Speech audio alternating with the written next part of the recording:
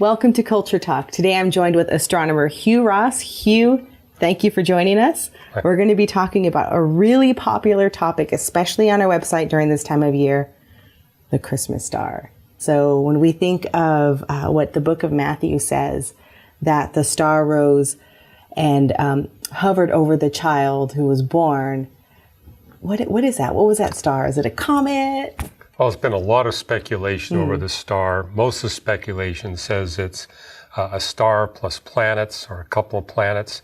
Notice the text says the star. So it's a single object. It's not multiple objects. It's one object.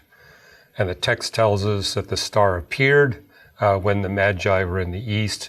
It disappeared and reappeared when they're on their way to Bethlehem.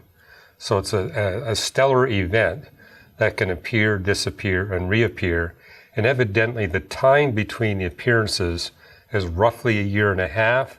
And we get that because we have King Herod carefully questioning the Magi about the timing of the first appearance. And based on that, he later sends soldiers into Bethlehem and they slaughter all the firstborn sons that are 2 years of age or younger. So that's why we think there's about a year and a half. There are two stellar events that could fit that. One is called a cataclysmic variable star, which is a star that has a cataclysmic eruption, then it settles down and has another one. Or it could be a recurring nova. A recurring nova is more spectacular, so that's kind of my favorite.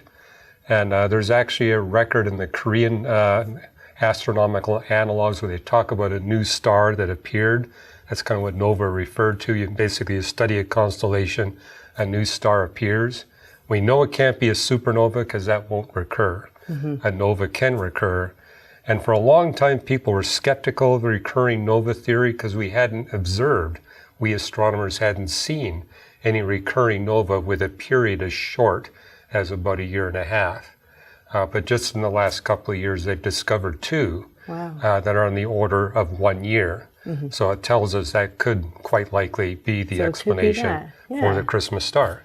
So then what about these Magi or these wise men? Who were they? Well, it's a transliteration of wise men. That's why we call them wise men.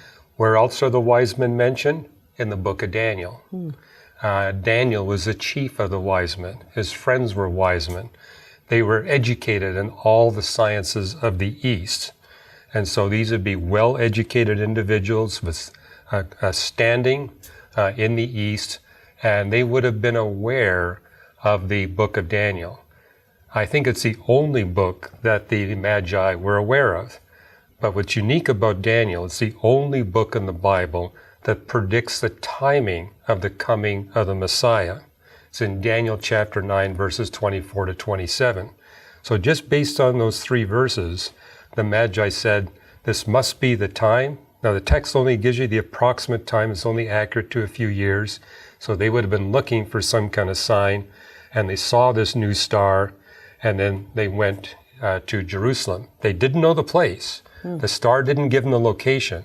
It simply indicated the timing, because the text tells us they went to Jerusalem to inquire of the Jewish theological leaders there, where will he be born? They said, oh, Micah, the prophet, predicts that he will be born in Bethlehem. So they went down to Bethlehem. The star reappeared. And the Greek word for the star is histeme, which means it stood out. It's actually got 30 different literal definitions. So the idea that it was like a flashlight pointing them to the home where Jesus lived, that's taking it way out of context. They wouldn't have to look hard to find a couple in this small village that had a firstborn son that was about a year and a half old. That would have been relatively easy. They didn't need the star to do that for them. But what was impressive to me, look at the faith of these Magi. Exactly. I was going to ask that. Such strong faith, right? That they stepped out without much guidance, just some clues on where to go. And they took a huge step of faith to... Well, look at the investment, because it says when they appeared in Jerusalem, the whole city was an uproar at their appearance. I don't think it was just three guys. They had three gifts. But this was such a large, expensive entourage that it literally caused the whole city of Jerusalem to be astir. And that impresses me that they would invest that kind of time and money and resources based on these few passages of Scripture to actually go all the way to Jerusalem and on to Bethlehem in order to honor the Messiah. Well, thank you, Hugh, for enlightening us in that.